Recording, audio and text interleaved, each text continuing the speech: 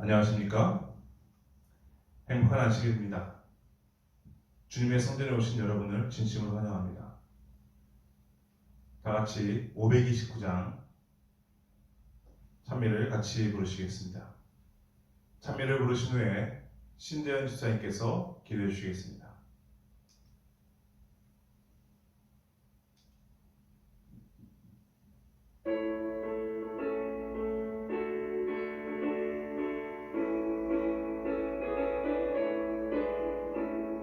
주의 친절한 팔에 안기세 우리 마음이 평안하리니 항상 기쁘고 복이 되겠네. 영원하신 팔에 안기세 주의 팔에 영원한 팔에 안기세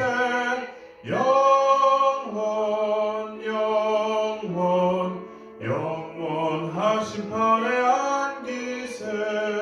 날이 갈수록 주의 사랑이 두루 광명하게 비치고 전국 가는 길 별이 가리니 영원하신 팔에 안기세 주의 팔에 영원한 팔에 안기세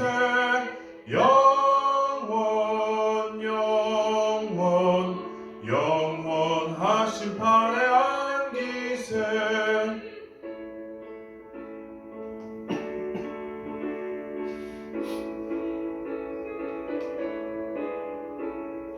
주의 보좌로 날아갈 때에 기뻐 찬미 소리 외치고 겁과 두려움 없어지리니 영원하신 팔에 안기세 주의 팔에 영원한 팔에 안기세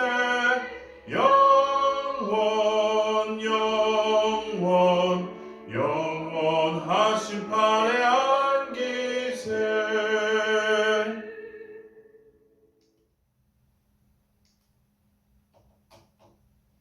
사랑과 은혜가 많으신 하나님 아버지, 이 안식일 첫 시간에 예배를 드릴 수 있도록 해주셔서 감사합니다. 또한 코로나19 상태 이후 7주 만에 재개된 공중 예배를 할 수 있도록 해주셔서 감사합니다.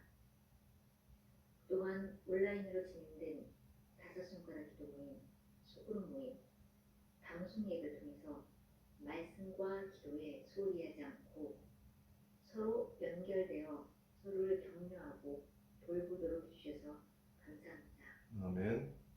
지금 교회에서 그리고 각 가정에서 드리는 예배를 간합하여 주시고 코로나로 인하여 여전히 고통받는 사람들을 위로하여 주시고 아멘. 또 수고하는 자들이 지치지 않도록 해주세요. 아멘. 말씀을 전하시는 장석영 전도사님과 함께 하시어 성령의 은혜로 말씀을 깨닫고 실천하는 저희 목동교회 교우님들 되도록 인도해 주세요. 아멘. 예수님의 이름으로 기도드렸습니다. 아멘. 아멘.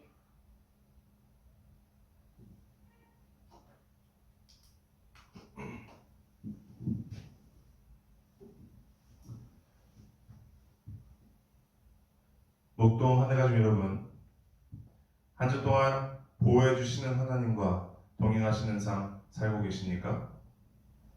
행복한 안식일입니다. 코로나19로 인해서 오랫동안 떨어졌다. 직접 뵙는 것이 처음이라 더욱 반갑습니다. 아직 온라인으로 보시는 분들도 하루빨리 만나길 소망합니다. 이곳에서 예배를 드리시는 분들과 가정에서 예배에 참여하시는 모든 성도님들의 가정에 하나님의 은혜와 보호하심이 충만히 임하시기를 간절히 소원합니다. 부족한 종을 통해 전해주시는 말씀 속에서 하나님의 참 소망을 충만히 받으시는 안식이 되셨으면 좋겠습니다. 오늘은 나의 꿈, 하나님의 꿈이라는 제목으로 말씀을 나누시겠습니다. 다 같이 하나님의 말씀 빌립보서 2장 13절 말씀을 같이 보시겠습니다. 빌립보서 2장 13절 말씀입니다. 너희 안에서 행하시는 이는 하나님이시니 자기의 기쁘신 뜻을 위하여 너희에게 소원을 두고 행하게 하시나니. 아멘. 사도 바울이 선교 여행을 다니면서 전도할 시기에 언제나 그를 도우는 사람들이 있었습니다. 이곳은 마게도냐로 들어가는 첫 관문인 성이었고 유럽에서 복음이 전파된 첫 장소입니다. 이곳에 교회도 없었고 그 교인들도 소수였지만 그곳에는 하나님을 사랑해서 예배를 드리는 사람들이 있는 장소가 있었습니다.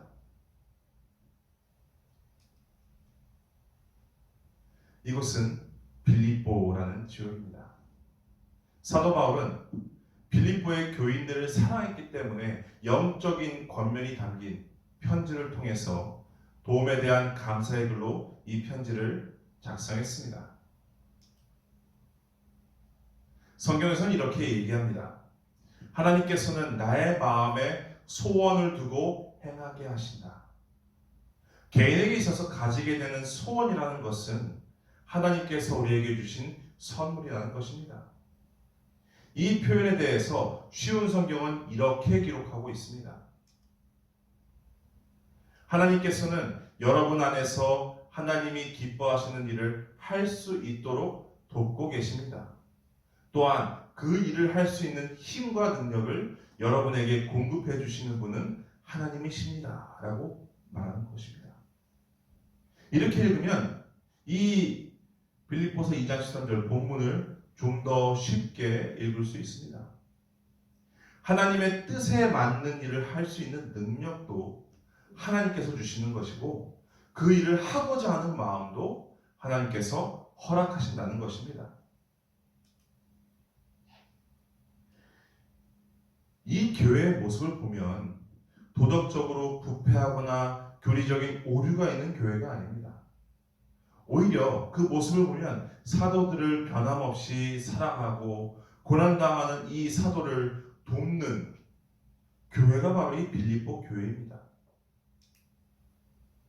그런데 사도 바울은 왜 감옥에서 이 교회의 교인들에게 지금 나온 이 성경절을 보내는 것일까요? 이 권면들을 보내는 이유가 무엇일까요? 이 내용이 빌립보 교인들에게 어떤 의미가 있는 것일까요? 또 이 말씀이 우리에게는 과연 어떤 의미가 있는 것일까요? 사도 바울은 빌립보 교회가 세상에 있는 핍박 속에서 그리스도의 사랑으로 위로받고 연합되기를 바라고 있었습니다. 겸손을 통해서 다른 사람을 존중하고 하나님의 사랑 속에서 하나가 되는 교회가 되기를 바랬던 것입니다. 지금 이 글을 읽고 있는 우리에게도 사도 바울은 질문하고 있습니다. 여러분, 그리스도를 믿는 것이 우리에게 힘이 되고 있습니까? 성령 안에서 서로 교제하면서 친절과 동정을 베풀고 있습니까? 저는 이 말씀을 묵상하면서 참 많은 것을 느꼈습니다. 하나님을 믿는다고 하면서 친절과 동정을 베풀게 되는 존재가 누구인지, 전 세계가 코로나19로 인해서 고통받고 있는데 내가 지금 살고 있는 이 나라가 조금 안전해져서 살기가 편해진 것이 위안으로 다가온다는 이 사실이 십자가를 바라보고 예수님을 바라보고 하나님의 사랑을 체험하고 그 사랑을 전달을 해야 되는데 나의 바람과 소원은 하나님 외에 다른 모든 것을 바라보고 있다는 사실, 그 사실을 깨달았을 때 저는 부끄러웠습니다. 그런데 이제라도 무엇인가를 바꾸고자 하는 노력을 할 때 내가 아무리 노력해도 내가 그것을 이룰 수 없다는 것, 아무것도 할 수 없다는 것을 깨닫게 되었을 때는 나라는 사람이 얼마나 나약한 존재인지 깨닫게 되는 것입니다. 그때야 우리는 하나님의 말씀을 다시 한번 생각하게 합니다. 전도에 대한 69페이지에 있는 말씀입니다. 많은 사람은 저희 혼자서 무슨 일을 좀 하여야 한다는 관념을 가지고 있다. 그러나 그리스도께서 능히 그들의 죄를 용서해 주실 것이라고 믿는 그들의 생각과는 달리 그들은 실패할 것이다.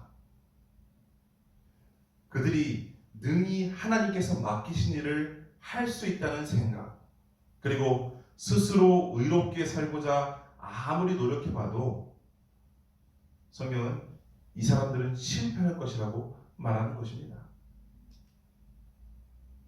성경은 또 이야기합니다. 요한복음 15장 5절 말씀에 나는 포도나무요 너희는 가시라. 그가 내 안에 내가 그 안에 거하면 사람이 열매를 많이 맺나니 나를 떠나서는 너희가 아무것도 할 수 없습니다. 강조합니다. 나를 떠나서는 너희가 아무것도 할 수 없습니다. 하지만 우리는 생각합니다. 내가 이뤄낸 것이 얼마나 큰가? 항상 생각합니다. 내가 얼마나 큰 일들을 했는데. 그런데 이 생각은 우리의 기본이 되고 있습니다. 그러다 보니 나는 모든 일을 스스로 이루어 나간다라는 마음이 우리의 마음속에 항상 잡혀지게 되는 것입니다. 위급한 상황에서도 하나님을 찾기보다는 나의 방법을 먼저 찾게 됩니다. 그러다 보니 마음속에 이기심이 생기고 내가 중요하게 생각하는 것이 다른 것이 아니라 내 자신이 되었습니다. 연합보다는 분리를 향해서 전진하는 사람들이 저를 포함해서 얼마나 많은지 모릅니다. 이러한 와중에도 하나님께서는 사람에게 겸손의 교훈을 주시기 위해서 우리가 쉽게 볼 수 있는 것으로 교훈을 주셨습니다. 하나님께서는 사람을 만드시기 이전에 먼저 살아갈 땅을 만들어 주셨습니다. 그리고 하나님의 형상으로 사람을 창조하셨고 내 마음속에 믿음을 창조하셨습니다. 또 그 창조하신 믿음을 완전하게 하시는 일까지 하셨습니다. 잠언 16장 9절에도 나와 있는 말씀입니다. 사람이 마음으로 자기의 길을 계획할지라도 그의 걸음을 인도하시는 이는 여호와시라. 그리스도인으로서 하나님의 은혜 안에서 나의 성장과 기쁨과 나의 능력은 그리스도 안에 내가 얼마나 거하느냐에 따라서 달려 있습니다. 이것은 매일 나의 삶을 예수님과 나누는 것이 가장 중요한 것임을 이야기하고 있는 것입니다. 그리스도께서 나의 마음에 계신다는 것은 단순히 어떤 사명을 주신 분으로서가 아니라 그 사명을 유지시키시고 이루시게 하시는 능력을 주시는 분이 바로 하나님이시라는 것입니다. 이 부분에 대해서 전도의 계단 69페이지에 이렇게 기록되어 있습니다. 그리스도는 처음과 나중이요 항상 계시는 자시다. 그는 우리의 가는 길에 처음과 나중에만 함께 하실 뿐 아니라 우리의 가는 길의 발자국마다 우리와 함께 하실 것이다. 우리는 스스로의 힘으로 어떤 것도 할 수 없다. 목동 한해 가족 여러분, 이 말씀을 받으실 때 주의해야 할 점은 이것은 하지 못한다라는 회피주의가 아닙니다. 이것은 내가 할 수 있는 일들을 할 수 있는 힘을 가지게 한 힘의 원천이 오로지 예수님께로부터 온다는 사실입니다. 오늘 성경절 너희를 행하시는 이는 하나님이시고 또한 너희를 행사하시게 하신다고 하신 말씀처럼 내 안에 거하고 그러면 나도 너희 안에 거하리라고 하는 이 두 번이나 같은 말씀이 반복되는 성경 말씀은 바로 내가 얼마나 포도나무에 붙어있는 가지처럼 예수님께 붙어 있어야 되는지를 말해주고 있는 것입니다. 사람의 시도에 대해서 재림 진도의 성화와 완전이라는 책에서 다음과 같이 말하고 있습니다. 인간의 노력은 실패하게 되어 있다.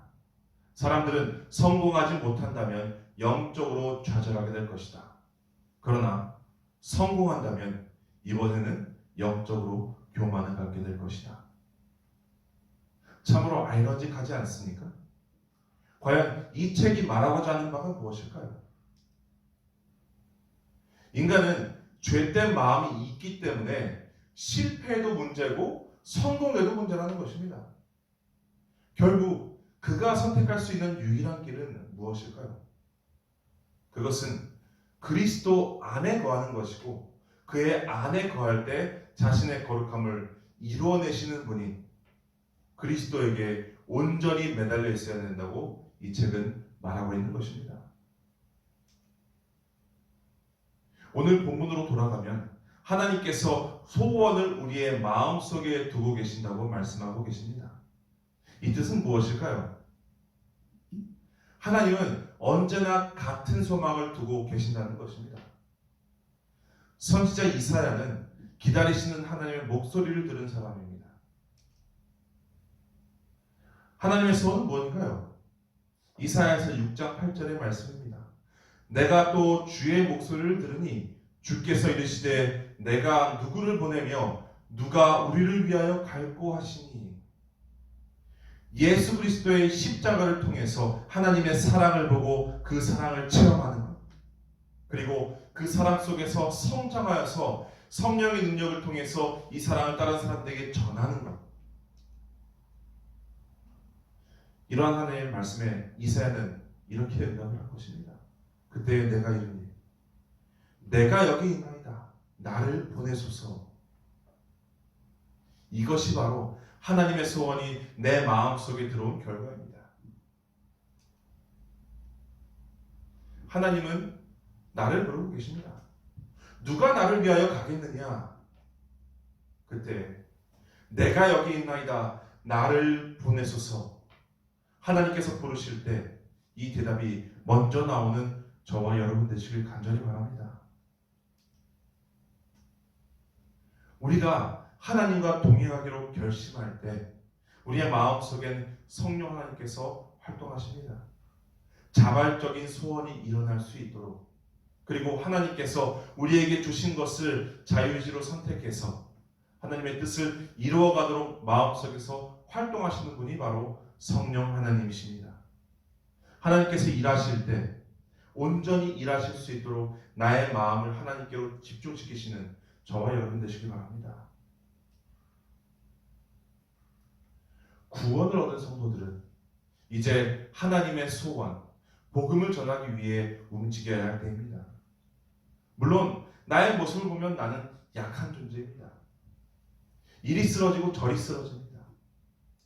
내가 가지고 있는 소원은 제한적입니다. 그 이유는 하나님 외에 다른 것들을 쳐다보니까 쓰러지고 넘어질 수밖에 없는 것입니다.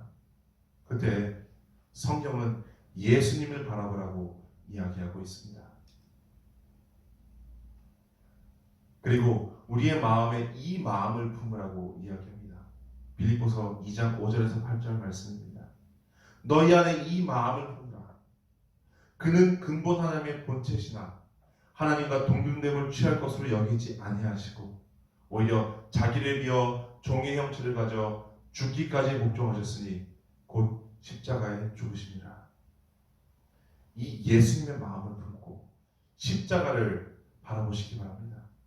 그리고 지금 내가 갖고 있는 꿈이 무엇인지 바라보시기 바랍니다. 지금 하나님께서 나를 통해 성취하실 꿈을 찾으시기 바랍니다. 믿음은 하나님의 소원이 내게 왔을 때 그것을 온전히 순종하는 것입니다. 내가 아무리 연약해도 내 안에 뜻을 주시는 분은 하나님이시기 때문에 내 안에 뜻을 두신 하나님께서 넘치도록 부어주실 것을 저는 믿습니다. 내 능력이 아무리 부족해도 내 안에 소원을 두신 하나님께서 그 소원을 능히 이루실 수 있는 능력이 있음을 우리는 믿는 것입니다. 바울도 믿었기 때문에 빌립보서 4장 13절에서 이렇게 고백할 수 있었습니다. 내게 능력 주시는 자 안에서 내가 모든 것을 할 수 있느니라. 코로나19로 인해서 어지러운 세상 속에서도 하나님께서는 나를 통해 성취하실 계획들을 준비하고 계십니다. 이 하나님의 계획을 우리가 받아들이지 않고 내 모습을 바라보고 있을 땐 이것은 단지 꿈으로 남아 있습니다. 하지만 하나님의 뜻을 우리가 받아들이고 나의 꿈으로 그것을 계획해서 그것을 실행할 때 이 계획은 하나님의 역사하심으로 바뀌게 됩니다. 하나님의 역사하심이 필요한 지금 이 시간, 나의 꿈을 하나님과 일치시켜서 단지 꿈으로 끝나는 것이 아니라 매일의 삶에서 나를 통해 일하시는 하나님의 역사하심을 경험하는 저와 여러분 되시길 바라며 오늘 말씀 마치겠습니다. 다 같이 기도하시겠습니다. 자비하신 하나님 아버지, 오늘 하루도 우리를 보호하여 주시고 특별히 우리를 다시 교회에서 볼 수 있도록 초청하여 주시니 감사합니다. 우리가 드리는 예배 속에서 하나님의 참 사랑을 체험하는 목동하늘 가족 될 수 있도록 도와주시옵소서. 세상에서 살아가면서 그리스도인으로서 내 꿈이 하나님의 꿈인 것처럼 살아갈 때가 많이 있습니다. 하나님께서 준비시켜 주시는 하나님의 계획을 받아들이지 않아서 꿈으로 남겨놓는 삶이 아니라 받아들이고 나의 꿈으로 계획해서 하나님이 역사하시는 삶을 매일 경험할 수 있도록 도와주시옵소서. 겸손을 통해 다른 사람을 존중하고 하나님의 사랑 속에서 하나가 될 수 있도록 연합하는 목동교회, 목동하늘가족 될 수 있도록 도와주시옵소서. 코로나19로 인해 아직 각 초소에서 예배를 드리는 우리의 가족들이 많이 있습니다. 그들과 함께 하셔서 매일의 삶에서 주시는 영양분을 받을 수 있도록 도와주시고 하나님을 높이고 하나님의 뜻을 따라 살아갈 수 있도록 도와주시옵소서. 이 안식을 온전한 마음으로 하나님과 동행하며 성도들과 동행하는 목동하늘 가족 될 수 있도록 도와주시길 바라며 우리를 연합시켜 주시는 예수님의 이름으로 간절히 기도드리옵나이다. 아멘.